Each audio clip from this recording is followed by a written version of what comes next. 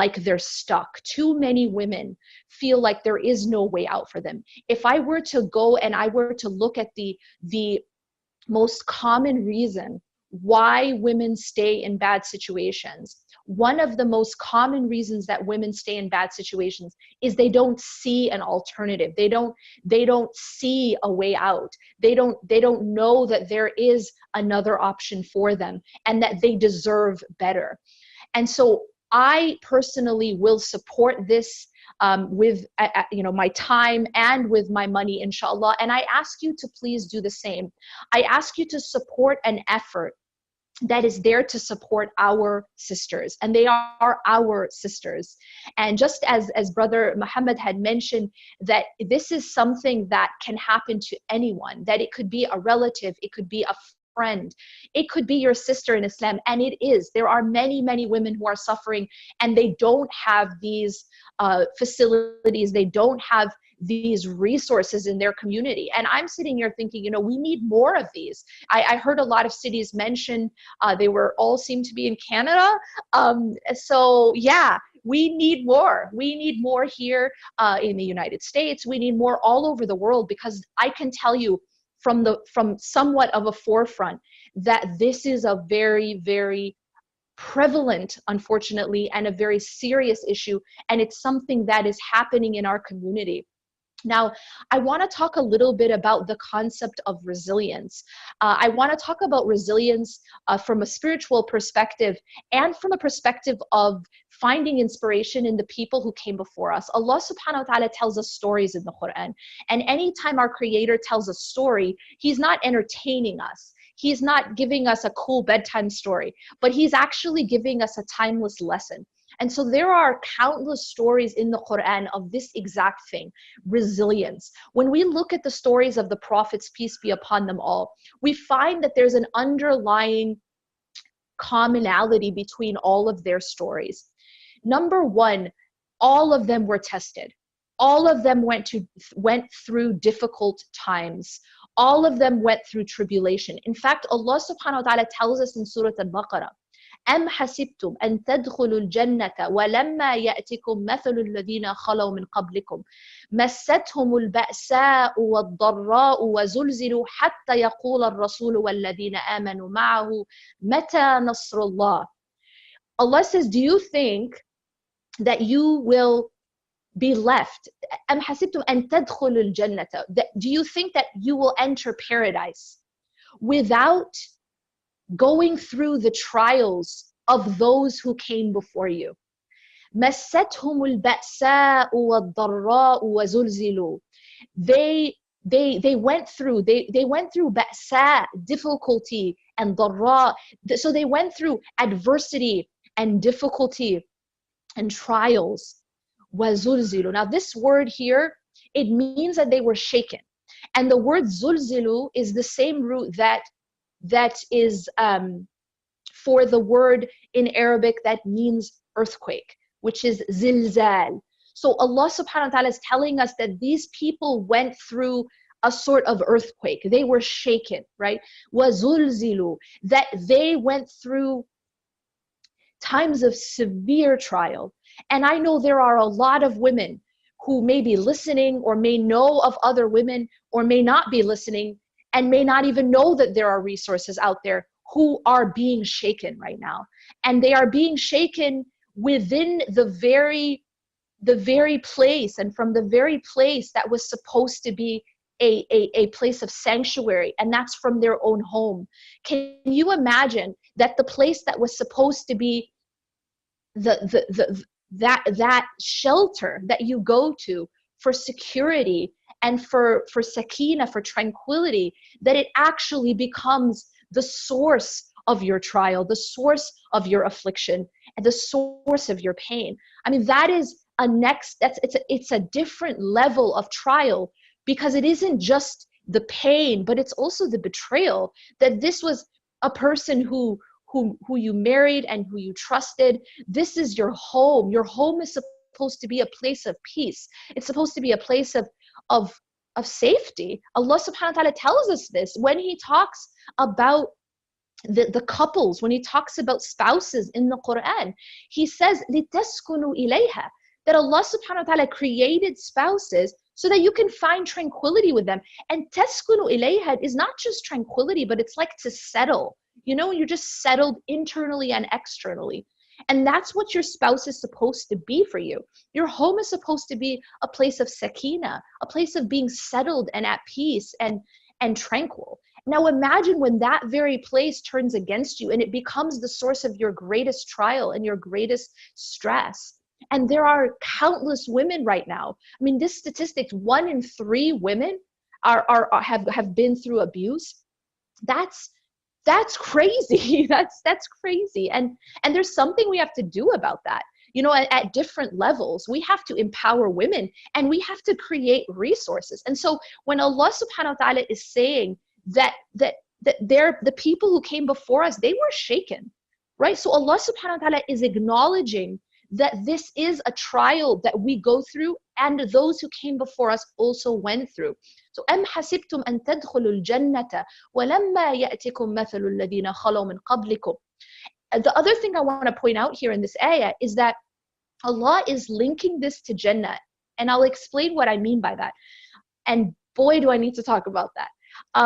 That Allah subhanahu wa ta'ala tells us that trials are part of the path of this life, right? And so Allah subhanahu wa ta'ala is saying that this life is full of tests and trials. And when Allah says that when Allah says, do you think that you will enter paradise? So what is Allah subhanahu wa ta'ala saying? He's saying that these people that he's describing in this ayah, their end is paradise, inshallah. But that dunya itself is full of trials. Now, the reason why I want to clarify this is I never want anyone to think that it is righteousness to keep on suffering. I don't ever want anyone to think that it is sabr to be passive, that it is sabr to allow yourself to be a victim, to allow yourself to be abused.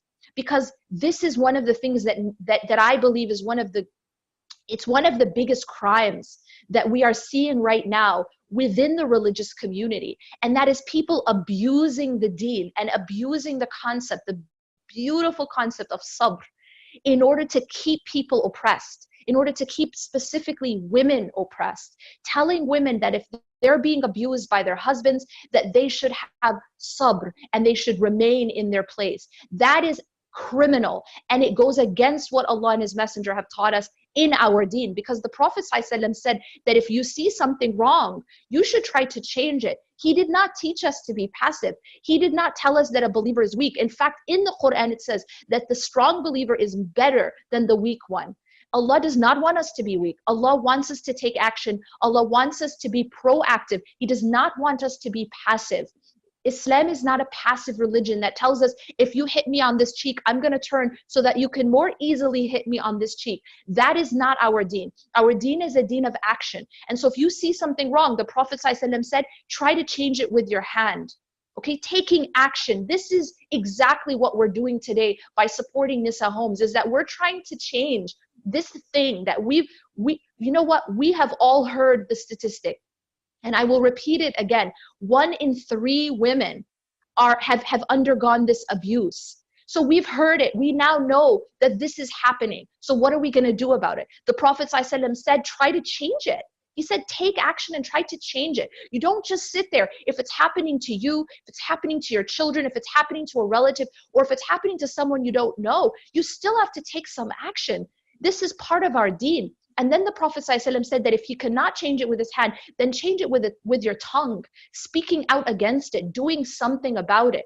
And then he said that if you cannot, so you cannot change it by your hand or by your tongue, then at least hate it in your heart. And watch this. He said this is the weakest of Iman. So the Prophet ﷺ has linked Iman with taking action against oppression. Our deen is a deen that does not tolerate oppression. I repeat, we need to stop this abuse of our deen, telling women that it's more righteous to just do nothing. It's more righteous to swallow the poison and just stay quiet. That is not Islam. I will tell you right now, that is backwards culture. Backwards. And I repeat, backwards culture. That is not Islam. Islam tells us to take action against oppression. Islam tells us, help your brother. The Prophet ﷺ said, help your brother if he is an oppressor or he's oppressed.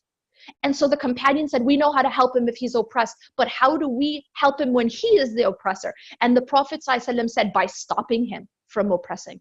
By stopping him from oppressing. I repeat, we have to stop this narrative that Islam came to make us weak, that Islam came to make us passive, that Islam came to make us victims. And then we tell them, have sabr, sister, have sabr and be a victim, have sabr and take the abuse, and then for you is Jannah. No, you take action because that's part of your iman, and then for you is Jannah, right?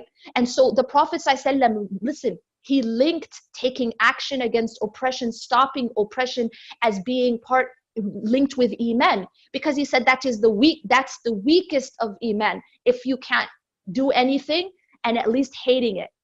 So what does that tell us? It tells us we have to be a people of action, and we cannot allow ourselves to be abused, and don't allow anyone to tell you that that is righteousness or that is Islam. Because Islam came to liberate us and empower us. Islam did not come to oppress us or suppress us. Allah and His Messenger came to make us free. And this is part of our freedom, is that we do not allow the amana of Allah subhanahu wa ta'ala. Your body is an amana. Your body is an amana. Your heart is an amana, meaning it is a trust given to you by Allah subhanahu wa ta'ala. You need to take care of it. Imagine if I allow you to borrow my car, right? And I've given that to you as a trust. I said, take care of it, right? Take care of it. I'm coming back to get it later on, right? Now imagine while it's in your care, you allow your husband or anyone else to come and beat it with a bat and put dents in it, and then take some keys and then scratch it up. Is that taking care of my amana? When I come back to get that, have you taken care of the amana that I gave you? The answer is no, you haven't, right? Our body is an amana from God, from Allah subhanahu wa ta'ala. We don't own our body, right? We don't own our body. Allah subhanahu wa ta'ala owns everything that we have, including our body. And it is a trust. It is under your care. And if you're allowing someone to abuse that amana, then that is an injustice. And so we have to realize that our bodies are an amana, our hearts are an amana, our mind. We cannot also allow someone to abuse our minds or abuse our hearts. Emotional and verbal abuse is a real thing, and it causes lasting damage. So whether that is physical, sexual, emotional, mental, any kind of abuse, realize that that is an abuse of an amana of Allah subhanahu wa ta'ala, that Allah has given us, rather. And Allah will ask us, and first and especially our children. Our children are an amana. And I want to take time really to emphasize this point. Our children are an amana. What does that mean? They are a trust given to us by Allah subhanahu wa ta'ala, and it is our responsibility to protect them.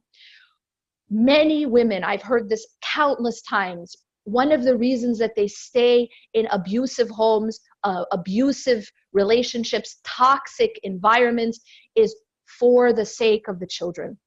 Now I want to speak on that. Research shows that those children who stay in toxic, abusive homes undergo more damage, much more damage than the children from a divorced home or a divorced situation where the woman has left the abusive home. Those children, they end up better off than the ones who stay in a home where there is abuse. Because what happens to those children, many of them grow up, number one, to have many mental health issues, including depression, anxiety, and a high level of suicidality. And then lastly, many of them grow up to either emulate, repeat, continue the abuse with their own families, or they end up being attracted to people who will continue to abuse them as they were abused by their parents or as they saw their parents abuse one another. This is extremely important because we think that we're protecting our children, but we are actually allowing our children to grow up in a poisonous, toxic home, and that's not protecting them. So we have to be a people of action.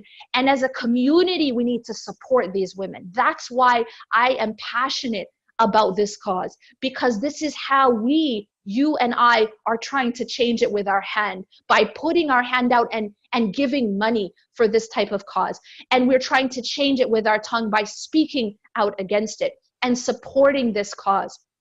In this ayah that I mentioned, where Allah subhanahu wa ta'ala says, do you think that you will enter paradise without going through that which those who came before you went through? They went through adversity and trial and tribulation. مَسَّتْهُمُ الْبَأْسَاءُ وَالضَّرَّاءُ وَزُلْزِلُوا, and they were shaken. Now the reason I'm mentioning this ayah is I don't want these women ever to feel that they're alone. I don't want these women to think that Allah subhanahu wa ta'ala doesn't know what they're going through, that they're alone, that they're, because it's very easy to become isolated, especially when that's the number one tactic of an abuser, by the way. Number one tactic of an abuser is to isolate the victim. So he will try to keep that person, keep that woman from her family, from her friends, from having connections with others. So the first tactic is to isolate her so that he can now dominate and abuse her more easily. And so it becomes very easy to feel isolated, to feel that you're alone, to feel that nobody else is going through what you're going through, or to feel like no one else maybe understands. But I want to reassure you that you're not alone, that there are others who are going through what you went through, and there are those who came before us who were shaken. And Allah mentions them in the Quran, وَزُلْزِلُوا حَتَّى يَقُولَ الرَّسُولُ وَالَّذِينَ آمَنُوا مَعَهُ مَتَى نَصْرُ اللَّهِ. They were so shaken until even the messengers, listen to this, even the messengers and those with the messengers calling out saying, مَتَى نَصْرُ اللَّهِ, when will the help of Allah subhanahu wa ta'ala come? Think about that. Do we get to points where we feel that way? This is a comfort and a reassurance that we're not alone. Even messengers felt this way. They were so shaken that even they called out and asked, when will the help of Allah come? But look at the comfort and help of Allah subhanahu wa ta'ala already has come. أَلَا إِنَّ نَصْرُ اللَّهِ قَرِيبٌ. Indeed, the help of Allah, the victory of Allah is near. And I need every single woman to internalize that. I need every single person who is struggling to internalize that, because we often believe when we're going through a hard time, it'll never end. That's one of the biggest myths. That's one of the biggest distortions of reality that happens when we go through trial, is that illusion that it will never end. That illusion that this state will be perpetual, that I will be in this state forever, that things will never get better, that this can never change, and there is no way out. I'm telling you right now, if I know you're thinking that, and it's wrong. There is a way out.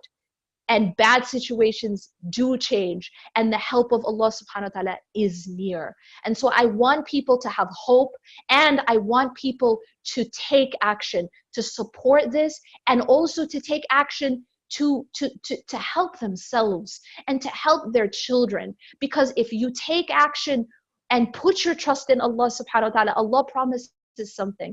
Allah says, وَمَن يَتَوَكَّلْ عَلَى اللَّهِ فَهُوَ حَسْبُهُ.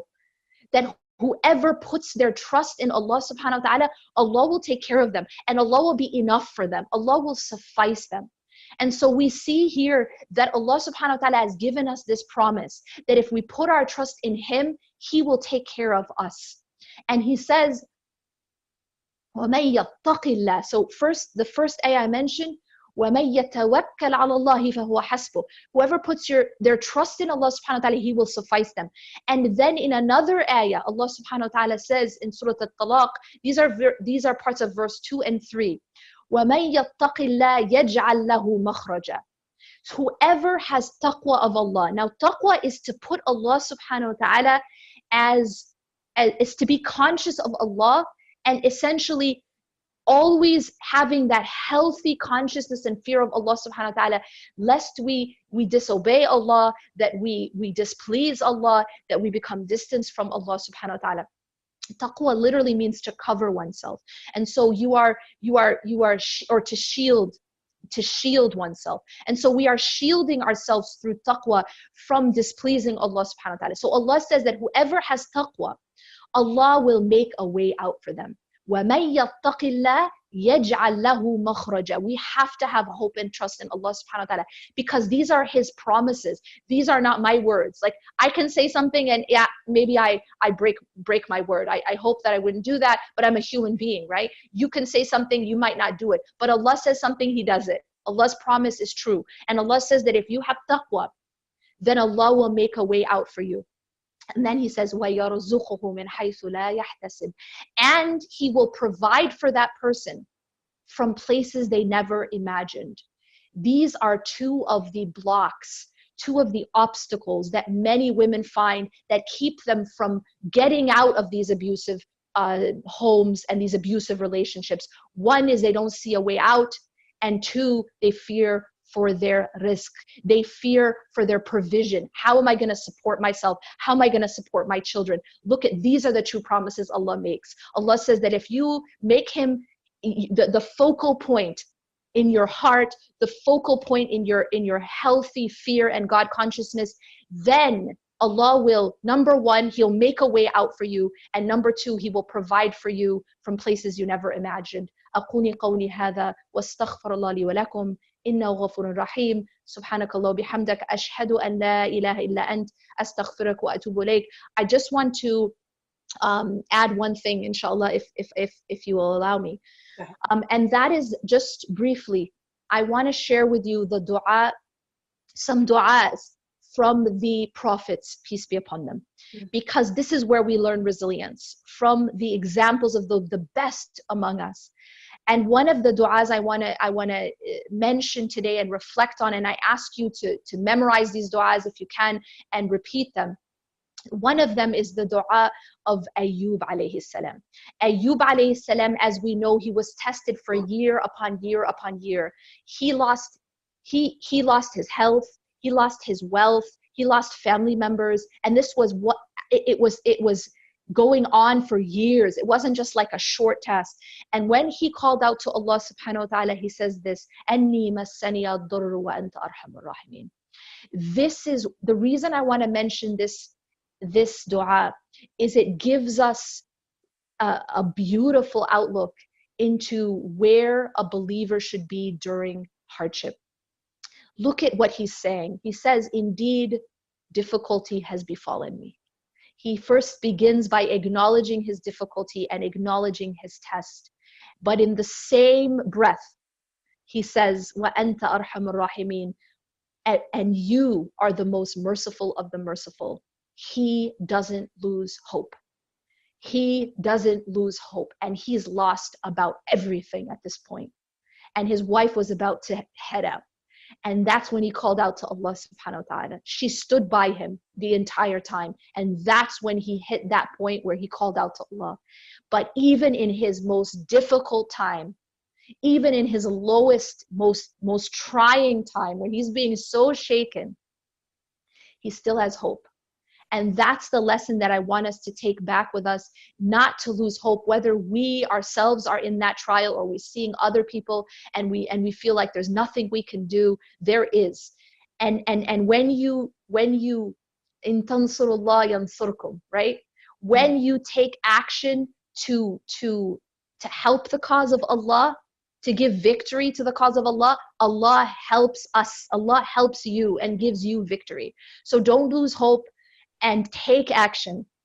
And finally, the dua of Yunus alayhi salam. This is a dua that the Prophet Muhammad sallallahu alaihi wasallam advised anyone who was going through difficulty to repeat. La ilaha illa anta subhanaka inni kuntu min al-zalimin. There is no ilah but you. There is nothing worthy of worship but you. La ilaha illa anta subhanaka inni kuntu min al-zalimin. There is nothing worthy of worship but you. You are high above any partner. Subhanak.